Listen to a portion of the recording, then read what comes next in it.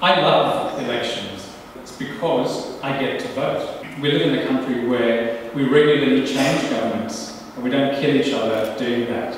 We really want to address the discrimination in intersex and trans people face. Must be a bit lonely being independent. Although, thanks to ICAC, there's a lot more of us now suddenly under CrossFit. I am going to push for further anti-discrimination protections, particularly in schools, for teachers and for students. There's also indeed a lot more to do in the space of trans law reform. What we saw was a number of opportunities arise over the last 4 years, ones that we didn't necessarily expect to develop when there was a change of government. It's been an absolute privilege working with this group. I do believe that we need to deal with the anti-discrimination legislation in New South Wales. It's there from 1977. It's very clunky, it has old language, it excludes a lot of people, it does not reflect what's going on federally, and we need to have another look at exemptions, absolutely. Our Pacific neighbours are killing people for being gay.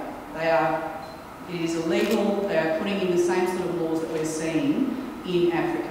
We need to stand up for them. Well, I would say the campaign for marriage equality has bring out some really strong supporters of our community. It's caused Australians to have a conversation about their LGBTI friends, colleagues, and that conversation has gone in the direction as they should not be treated any differently in any areas of the law, whether it's a marriage act or others. It's going to happen. It is inevitable. 72%. 10 years ago it was 38%.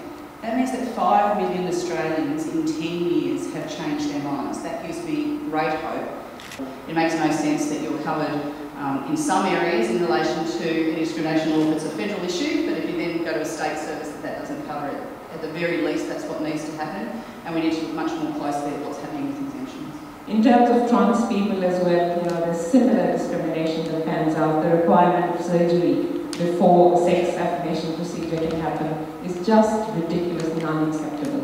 I would like to see intersex and trans law reform be a priority of ours in the next Parliament. To be honest, I think there's going to be things that are thrown up within that review that we haven't even been able to predict yet. But I would also just caution that not all religious service providers are bad. In fact, some of them are really welcoming and passionate about our community. We have a $65 billion budget, and there are a number of areas which we can actually not fund. I'll give you a couple of examples. At the moment, we give tax deductions up to $400 million a year to the racing industry, up to $400 million to pokies industry.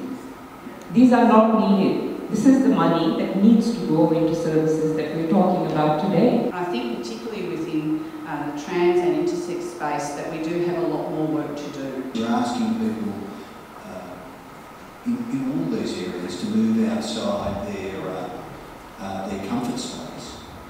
You're asking them to, in a sense, go into areas where they have no basic understanding. If you look at your politicians,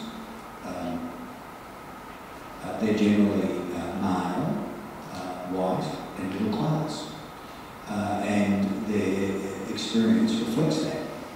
I think most people are basically decent, so once they're educated, it's fairly easy.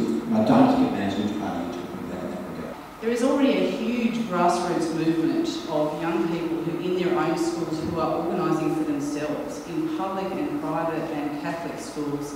It's been an absolute privilege to be involved with that group. I'd like us to try and find some money to actually help them get even better. I think they're doing a lot of the job themselves, and we underestimate the phenomenal change they're pushing for, often in schools where it is far more hostile. There isn't in a lot of these areas a simple answer. You cannot legislate outcomes in some of these areas. I'm a Muslim, and here I am, the strongest advocate for LGBTI rights. We have called for actually a minister for the prevention of domestic and family violence, because we understand that at the moment it's dealt with quite disparately in a number of departments. The incidence of domestic violence within this community is similar to the general population, but astonishingly the reporting rate is about 3 times lower than the general population. The important thing was to get the extinguishment legislation through. Because Alex was very much in favour of the apology, and frankly, I was one of those that talked him out of it at the time, and I was probably wrong. Now, it's interesting, Herald actually, I don't think has ever apologised for what it did. And, you know, one of the things is there's a lot in our society that are responsible for past wrongs, not only governments. And I think it's fair to hold governments to account, but there are other groups that also need to reflect upon their past approaches, including the Sydney Morning Herald.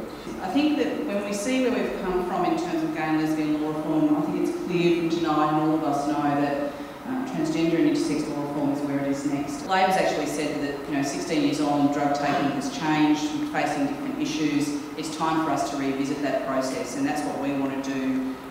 One of the first things we do if we're elected in March is let's have another drug summit. This war on drugs we know has completely failed, so we need to come back and look at harm minimisation approaches.